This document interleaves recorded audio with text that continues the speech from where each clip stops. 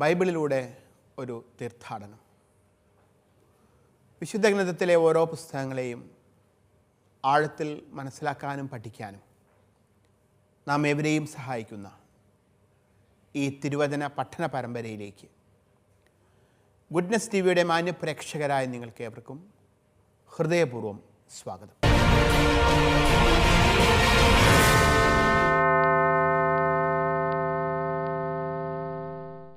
മക്കബായരുടെ ചരിത്രം നമ്മൾ പഠിച്ചുകൊണ്ടിരിക്കുകയാണ്. മക്കബായരുടെ ഒന്നാം പുസ്തകമാണ് ഈ ദിവസങ്ങളിൽ നമ്മൾ വായിച്ച് വ്യാഖ്യാനിച്ചുകൊണ്ട് ഇരിക്കുന്നത്.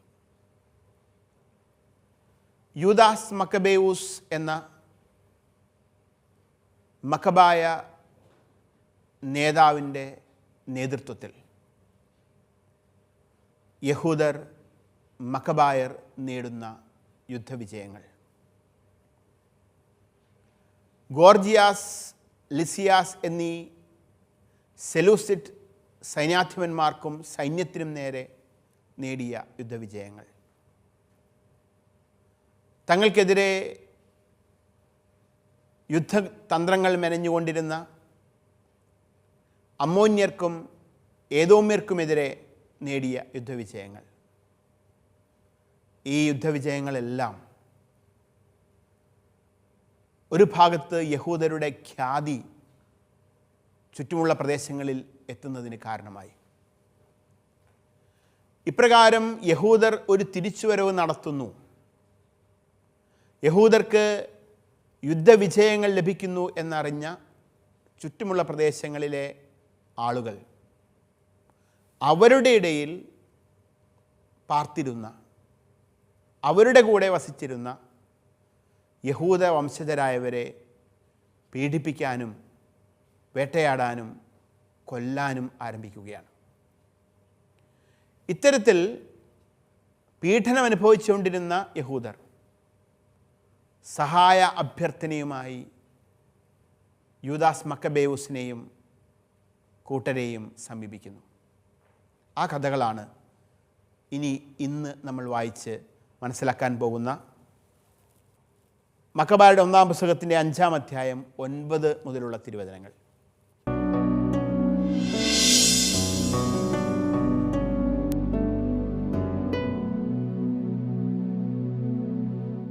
ആദ്യമായി ഗിലെയാദിൽ ഇപ്രകാരം പീഡനം അനുഭവിച്ചിരുന്ന യഹൂദരുടെ സഹായ അഭ്യർത്ഥന നമുക്ക് ഒന്ന് വായിക്കാം. മക്കബായരുടെ ഒന്നാം പുസ്തകത്തിൻ്റെ 5-ാം അധ്യായം 9 മുതൽ 13 വരെയുള്ള തിരുവചനങ്ങളിലാണ് നമ്മൾ അത് കാണുന്നത്. ഈ സമയം സാധിക്കുമെങ്കിൽ നിങ്ങൾ കൂടി എന്നോടൊപ്പം വിശുദ്ധ ഗ്രന്ഥം ഒന്ന് കയ്യിലെടുക്കുക. നമുക്ക് ഒരുമിച്ച് ഈ വിശുദ്ധ ഗ്രന്ഥഭാഗം വായിക്കാം. മക്കബായരുടെ ഒന്നാം പുസ്തകത്തിൻ്റെ 5-ാം അധ്യായം 9 മുതൽ 13 വരെയുള്ള തിരുവചനങ്ങൾ. ഗിലെയാദിലെ വിജാതീയർ തങ്ങളുടെ നാട്ടിൽ വസിച്ചിരുന്ന ഇസ്രായേല്യർക്കെതിരെ സംഘടിച്ച് അവരെ നശിപ്പിക്കാൻ മാർഗമാരാഞ്ഞു. എന്നാൽ അവർ ദത്തേമ കോട്ടയിൽ അഭയം തേടി. യൂദാസിനും സഹോദരന്മാർക്കും ഇപ്രകാരം ഒരു കത്തയച്ചു: ഞങ്ങളുടെ ചുറ്റുമുള്ള വിജാതീയർ ഞങ്ങളെ നശിപ്പിക്കാൻ ഒരുമിച്ച് കൂടിയിരിക്കുന്നു. ഞങ്ങൾ അഭയം പ്രാപിച്ചിരിക്കുന്ന കോട്ട പിടിച്ചടക്കാനുള്ള ശ്രമത്തിലാണ് അവർ. തിമോത്തയോസാണ് അവരുടെ നേതാവ്. വന്ന് ഞങ്ങളെ രക്ഷിക്കുക. ഞങ്ങളിൽ വളരെ പേർ ഇതിനകം മരിച്ചു കഴിഞ്ഞു. തോബ് ദേശത്തുണ്ടായിരുന്ന ഞങ്ങളുടെ സഹോദരർ എല്ലാവരും വധിക്കപ്പെട്ടു. ശത്രുക്കൾ അവരുടെ ഭാര്യമാരെയും കുട്ടികളെയും പിടിച്ചുകൊണ്ടുപോയി സ്വത്തുക്കൾ കൈവശപ്പെടുത്തുകയും 1000-ഓളം പേരെ കൊല്ലുകയും ചെയ്തു. ജോർദാന് കിഴക്കും അമ്മോന് പടിഞ്ഞാറും ഹെഷ്ബോന് സമീപത്തുമായി സ്ഥിതി ചെയ്യുന്ന ഒരു പ്രദേശമാണ് ഗിലെയാദ്.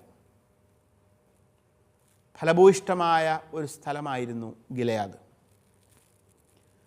ഗിലെയാദിനെ സംബന്ധിച്ചിട്ടുള്ള ചില വചനങ്ങൾ ഒന്ന് ഓർത്തെടുക്കാം.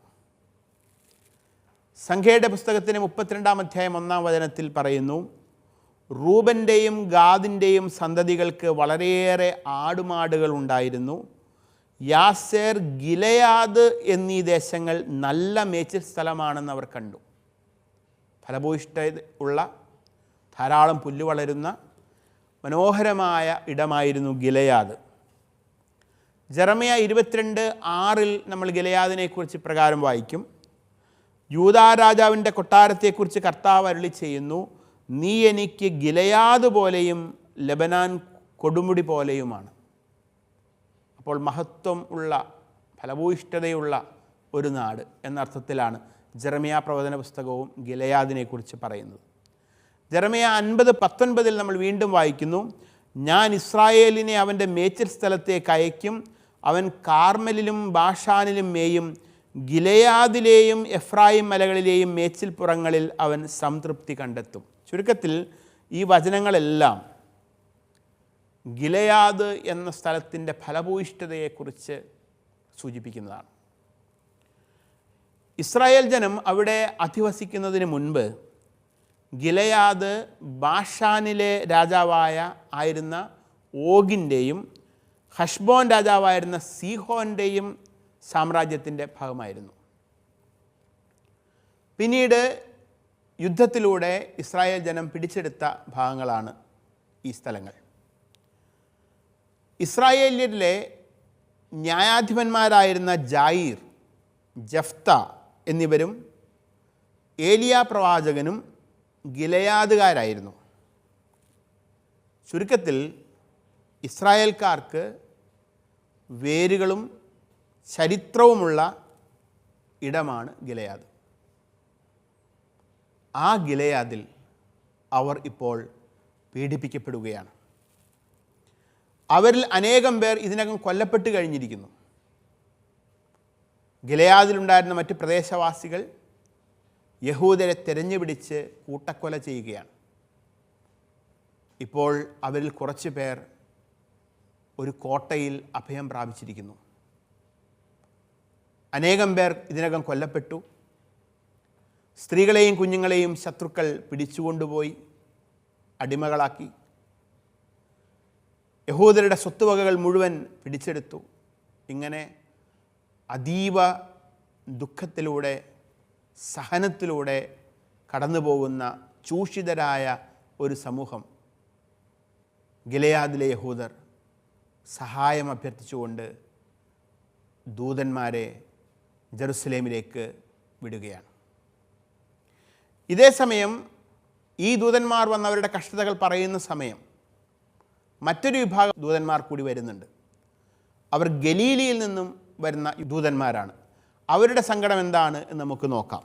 അത് മക്കബായുടെ 1-ാം പുസ്തകത്തിൻ്റെ 5-ാം അധ്യായം 14-15 തിരുവചനങ്ങളിലാണ്.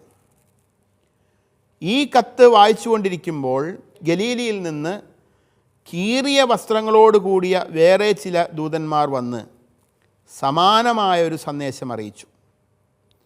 ഞങ്ങളെ സമൂലം നശിപ്പിക്കാൻ ടൊളമായിസ്, ടൈർ, സീദോൻ, ഗലീലി എന്നിവിടങ്ങളിൽ നിന്ന് ആളുകൾ ഒന്നിച്ചണിനിരന്നിരിക്കുന്നു.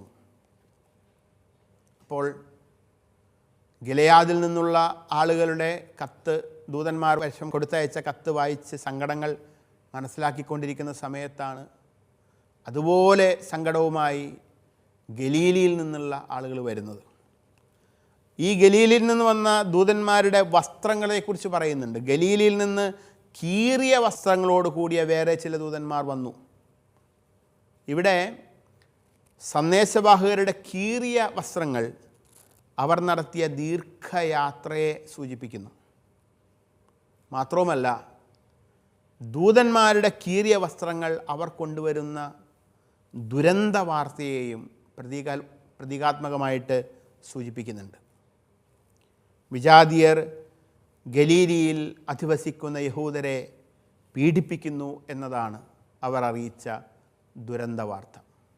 ചുരുക്കത്തിൽ ഗിലെയാദിലും ഗലീലിയിലും അധിവസിച്ചിരുന്ന യഹൂദർ പീഡിപ്പിക്കപ്പെടുന്നു, കൊല്ലപ്പെടുന്നു, അടിമകളാക്കപ്പെടുന്നു. അവരുടെ സ്വത്തുവകകൾ കൊള്ളയടിക്കപ്പെടുന്നു എന്ന വാർത്ത മക്കബായർ അറിയുകയാണ്. യൂദാസ് മക്കബേയൂസും കൂട്ടരും ഇക്കാര്യം അറിയുന്നു. ഇനി തുടർന്ന് വരുന്ന ഭാഗത്ത് ഈ വാർത്തയോടുള്ള അവരുടെ പ്രതികരണമാണ് നമ്മൾ കാണാൻ പോകുന്നത്.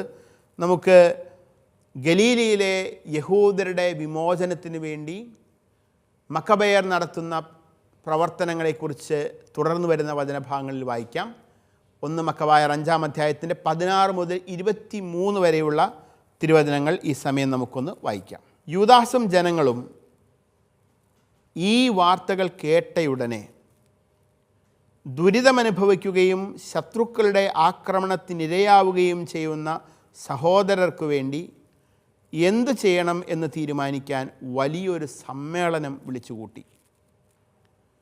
യൂദാസ് സഹോദരനായ ശിമയോനോട് പറഞ്ഞു, വേണ്ടത്ര ആളുകളെയും കൂട്ടി ഗലീലയിൽ ചെന്ന് സഹോദരരെ രക്ഷിക്കുക. ഞാനും സഹോദരൻ ജോനാഥനും ഗിലെയാദിലേക്ക് പോകാം. സക്കറിയായുടെ പുത്രൻ ജോസഫിനെയും നേതാക്കന്മാരിൽ ഒരുവനായ അസറിയായെയും ബാക്കി സേനകളോട് കൂടി യൂദയ കാക്കാൻ ഏർപ്പെടുത്തി. അവൻ അവരോട് ആജ്ഞാപിച്ചു, ഈ ജനങ്ങളുടെ മേൽനോട്ടം ഏറ്റെടുക്കുവിൻ. എന്നാൽ ഞങ്ങൾ മടങ്ങി വരുന്നതുവരെ വിജാതീയരോട് യുദ്ധത്തിലേർപ്പെടരുത്. അനന്തരം ശിമയോനോടുകൂടെ ഗലീലയിലേക്ക് പോകാൻ 3000 പേരും യൂദാസിനോടുകൂടെ ഗിലെയാദിലേക്ക് 8000 പേരും നിയോഗിക്കപ്പെട്ടു. ശിമയോൻ ഗലീലയിൽ ചെന്ന് വിജാതീയർക്കെതിരെ നിരവധി യുദ്ധങ്ങൾ ചെയ്ത് അവരെ തോൽപ്പിച്ചു. ടോളമായിസിൻ്റെ കവാടം വരെ അവൻ അവരെ പിന്തുടർന്നു. 3000-ഓളം പേരെ വധിച്ചു, അവരെ കൊള്ളയടിച്ചു. അതിനുശേഷം അവൻ ഗലീലയിലെയും അർബത്തായിലെയും യഹൂദരെ അവരുടെ ഭാര്യമാരോടും കുഞ്ഞുങ്ങളോടും വസ്തുവകകളോടും കൂടി ആഹ്ലാദപൂർവ്വം യൂദയായിലേക്ക് കൊണ്ടുപോയി. ഗലീലയിലെയും ഗിലെയാദിലെയും സ്വന്തം ജനത്തിൻ്റെ കഷ്ടതകൾ അറിഞ്ഞ യൂദാസ് മക്കബേയൂസും കൂട്ടരും ഒരു വലിയ സമ്മേളനം വിളിച്ചു കൂട്ടുകയാണ്. യൂദാസും ജനങ്ങളും ഈ വാർത്തകൾ കേട്ടയുടനെ ദുരിതമനുഭവിക്കുകയും ശത്രുക്കളുടെ ആക്രമണത്തിനിരയാവുകയും ചെയ്യുന്ന സഹോദരർക്ക് വേണ്ടി എന്ത് ചെയ്യണമെന്ന് തീരുമാനിക്കാൻ വലിയൊരു സമ്മേളനം വിളിച്ചുകൂട്ടി. യൂദാസ് മക്കബേയൂസിൻ്റെ നേതൃത്വത്തിൻ്റെ ഒരു പ്രത്യേകതയാണിത്.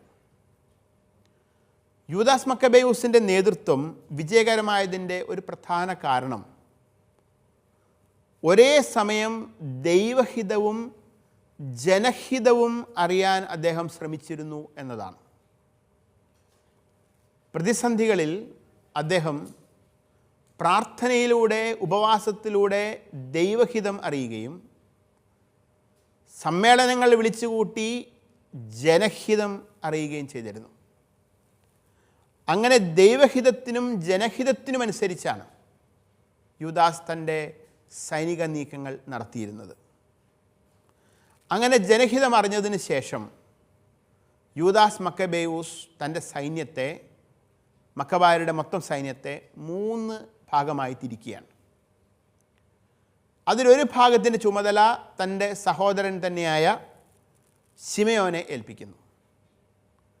എന്നിട്ട് ശിമയോനോട് പറഞ്ഞു, വേണ്ടത്ര ആളുകളെയും കൂട്ടി ഗലീലയിൽ ചെന്ന് സഹോദരരെ രക്ഷിക്കുക.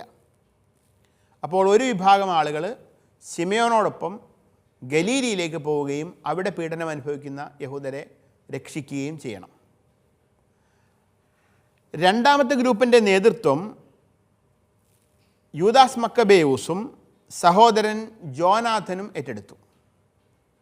അവരുടെ നിയോഗം ഗിലെയാദിലേക്ക് പോവുക എന്നുള്ളതാണ്. കാരണം ഗിലെയാദിലാണ് അതിശക്തമായ നേതൃത്വത്തിൽ അമ്മോന്യനായ തിമോത്തയോസിൻ്റെ നേതൃത്വത്തിലുള്ള സൈന്യം യഹൂദരെ കൊല്ലാക്കൊല ചെയ്തുകൊണ്ടിരിക്കുന്നത്. അപ്പോൾ അവിടേക്ക് യൂദാസ് മക്കബേയൂസും സഹോദരൻ ജോനാഥൻ്റെയും നേതൃത്വത്തിലുള്ള ഒരു സൈന്യം പോകാൻ തീരുമാനിക്കുന്നു. രണ്ടാമത്തെ ഭാഗം.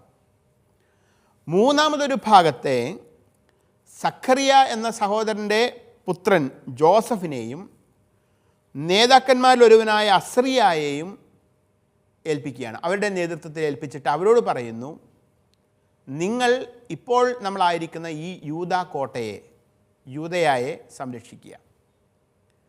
യൂദയായെ സംരക്ഷിക്കുക എന്നത് മാത്രമായിരിക്കണം നിങ്ങളുടെ ഉത്തരവാദിത്വം.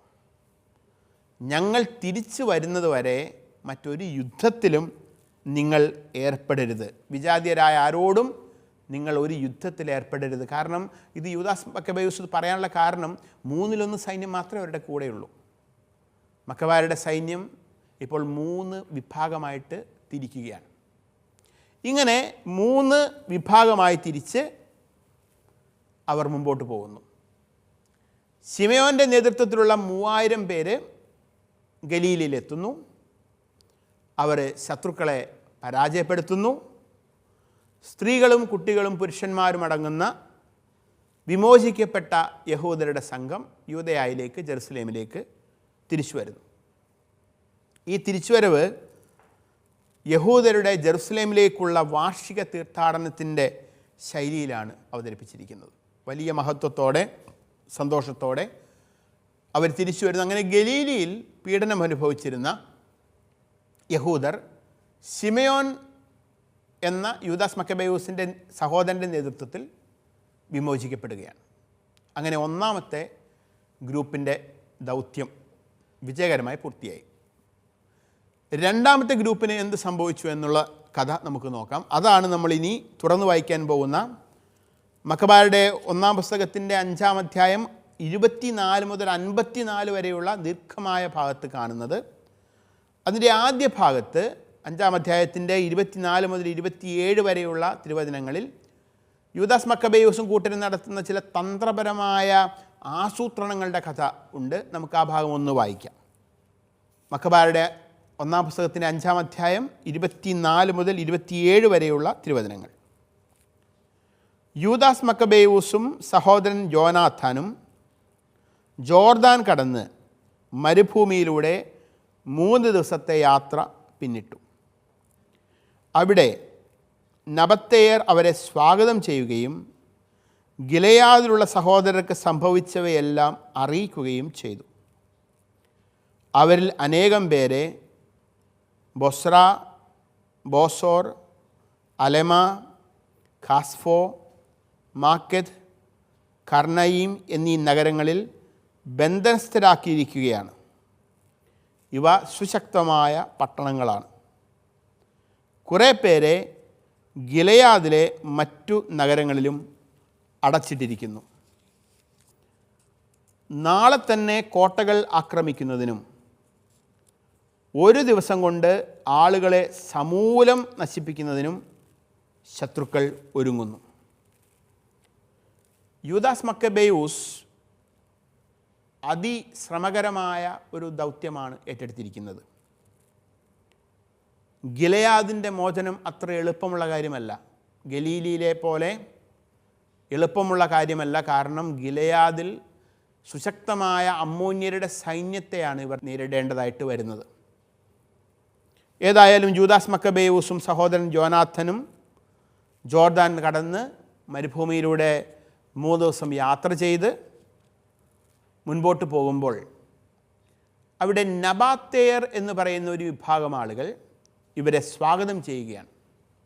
മാത്രവുമല്ല, ഗിലെയാദിലെ യഹൂദർ അനുഭവിക്കേണ്ടി വന്ന കഷ്ടപ്പാടുകളെ അവരെവിടെയെല്ലാമാണ് ആക്രമിക്കപ്പെട്ടതെന്നും എവിടെയെല്ലാമാണ് അവർ ബന്ധനസ്ഥരായിരിക്കുന്നതെന്നും ഏതെല്ലാം കോട്ടകളിലാണ് അവർ ഇപ്പോൾ അഭയം പ്രാപിച്ചിരിക്കുന്നത് എന്നും വ്യക്തമായി നബാത്തേയർ ഈ യൂദാസ് മക്കബേയൂസിനെയും മക്കബായരെയും അറിയിക്കുകയാണ്.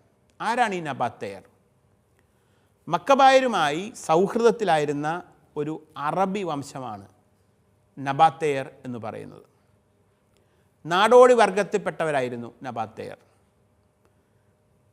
സെലൂക്യ രാജാക്കന്മാരുടെ ഭരണകാലത്താണ് ആദ്യമായിട്ട് അവർ ചരിത്രത്തിൽ ശ്രദ്ധിക്കപ്പെടുന്ന ഒരു വിഭാഗമായിട്ട് മാറിയത്. ഏതായാലും അവർ മക്കബായരുടെ യഹൂദരുടെ സുഹൃത്തുക്കളായിരുന്നു എന്ന് വ്യക്തമാണ്. അങ്ങനെ എവിടെയെല്ലാമാണ് പീഡിതരായ യഹൂദർ അടച്ചിട്ടിരിക്കപ്പെട്ടിരിക്കുന്നത്, എത്രയും പെട്ടെന്ന് അവർക്ക് സഹായമെത്തേണ്ടതിൻ്റെ ആവശ്യകത, ഒറ്റ ദിവസം കൊണ്ട് അവർ കൊല്ലപ്പെടാനുള്ള സാധ്യത, ഇതെല്ലാം നബാത്തേർ കൃത്യമായി അവരെ അറിയിക്കുന്നു. അപ്പോൾ അതിനനുസരിച്ചിട്ടുള്ള ആസൂത്രണങ്ങളാണ് ചെയ്യേണ്ടത് എന്ന ബോധ്യം യൂദാസിനും കൂട്ടർക്കും ഉണ്ടാവുകയും ചെയ്യുന്നു. അടുത്തതായി പ്രാർത്ഥനയോടെയുള്ള ഒരുക്കവും സൈനിക വിന്യാസവുമൊക്കെയാണ് നമ്മൾ കാണുന്നത്. അത് മക്കബാരുടെ 1-ാം പുസ്തകത്തിൻ്റെ 5-ാം അധ്യായം 28 മുതൽ 34 വരെയുള്ള തിരുവചനങ്ങളിൽ നമുക്ക് കാണാം. ഈ പീഡിതരായ യഹൂദരെ സംരക്ഷിക്കുന്നതിന്, അവരെ വിമോചിപ്പിക്കുന്നതിന് വേണ്ടി നടത്തുന്ന മുന്നൊരുക്കങ്ങളാണ് നമ്മളവിടെ കാണുന്നത്. 28 മുതൽ 34 വരെയുള്ള തിരുവചനങ്ങൾ. യൂദാസും സൈന്യവും തിടുക്കത്തിൽ അവിടെ നിന്ന് തിരിച്ച് മരുഭൂമിയിലൂടെ യാത്ര ചെയ്ത് ബൊസ്രായിലെത്തി. അവർ നഗരം കീഴടക്കി, പുരുഷന്മാരെല്ലാവരെയും വാളിനിരയാക്കി, വസ്തുവകകൾ കൊള്ളയടിച്ചതിന് ശേഷം അവർ നഗരം തീവച്ച് നശിപ്പിച്ചു. രാത്രിയായപ്പോൾ അവൻ അവിടെ നിന്ന് പുറപ്പെട്ട് ദത്തേമ കോട്ടയിൽ എത്തി. പ്രഭാതത്തിൽ അസംഖ്യം ആളുകൾ കോട്ട പിടിച്ചടക്കാനും അതിലുള്ള യഹൂദരെ ആക്രമിക്കാനും കോവണികളും യന്ത്രമുട്ടികളുമായി മലയിൽ നിന്ന് ഇറങ്ങി വരുന്നത് കണ്ടു.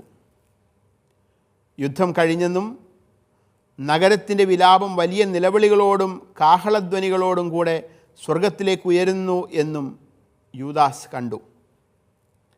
അവൻ തൻ്റെ അണികളോട് പറഞ്ഞു, നിങ്ങളുടെ സഹോദരർക്ക് വേണ്ടി ഇന്ന് പൊരുതുവിൻ. സൈന്യത്തെ 3 ഗണമായി തിരിച്ച് അവൻ ശത്രുനിരയുടെ പിന്നിലെത്തി. അവൻ്റെ സൈന്യഗണങ്ങൾ കാഹളം മുഴക്കുകയും ഉച്ചത്തിൽ പ്രാർത്ഥിക്കുകയും ചെയ്തു. മക്കബേയൂസാണ് തങ്ങളെ നേരിടാൻ വരുന്നതെന്നറിഞ്ഞ് തിമോത്തയോസിൻ്റെ സൈന്യം പിന്തിരിഞ്ഞോടി. യൂദാസ് അവർക്ക് കനത്ത ആഘാതം ഏൽപ്പിച്ചു. ഏകദേശം 8000 പേർ അന്ന് വധിക്കപ്പെട്ടു. യൂദാസ് മക്കബേയൂസിൻ്റെ സൈനിക നീക്കങ്ങളാണ് ഇവിടെ വിവരിക്കുന്നത്. ചുറ്റുമുള്ള പ്രദേശങ്ങളിൽ പീഡനത്തിന് ഇരയായ, പ്രത്യേകിച്ചും ഗിലെയാദിൽ പീഡനത്തിന് ഇരയായ യഹൂദ സമൂഹങ്ങളെ രക്ഷിക്കാൻ, വിമോചിപ്പിക്കാനുള്ള യുദ്ധമാണ് ഇപ്പോൾ നടക്കുന്നത്. ഇവിടെ യൂദാസിൻ്റെ പ്രവർത്തനങ്ങളെല്ലാം വളരെ പെട്ടെന്നാണ്. തിടുക്കത്തിൽ എന്ന വാക്ക് ഇവിടെ നമുക്ക് കാണാൻ സാധിക്കും. തിടുക്കത്തിൽ എന്ന വാക്കിൻ്റെ ഊന്നൽ രക്ഷാദൗത്യത്തിൻ്റെ അടിയന്തര സ്വഭാവത്തെയും യൂദാസിൻ്റെ തന്ത്രപരമായ കഴിവും ഒരേ സമയം പ്രതിഫലിപ്പിക്കുന്നുണ്ട്. കാഹളങ്ങളും യുദ്ധാരവങ്ങളും ഉൾപ്പെടുന്ന യുദ്ധതന്ത്രങ്ങളുടെ വിവരണം പുരാതന പൗരസ്ത്യ പ്രദേശങ്ങളിലെ പരമ്പരാഗത സൈനിക രീതികളെയെല്ലാം ഓർമ്മിപ്പിക്കുന്ന രീതിയിലാണ് ഇവിടെ ഗ്രന്ഥകാരൻ വിവരിച്ചിരിക്കുന്നത്. അങ്ങനെ ആദ്യ ഘട്ടത്തിൽ 2 ഇടങ്ങളിൽ ഉണ്ടായിരുന്ന യഹൂദരെ, പീഡിതരായ യഹൂദരെ വിമോചിപ്പിക്കാൻ സാധിച്ചു. അതിനുശേഷം ബാക്കിയുള്ള ഇടങ്ങളിലുള്ള യഹൂദരെ കൂടി വിമോചിപ്പിക്കാനുള്ള ശ്രമങ്ങൾ നടത്തുകയാണ്. 5-ാം അധ്യായത്തിന് 35 മുതൽ 44 വരെയുള്ള തിരുവചനങ്ങൾ നമുക്കൊന്ന് വായിക്കാം.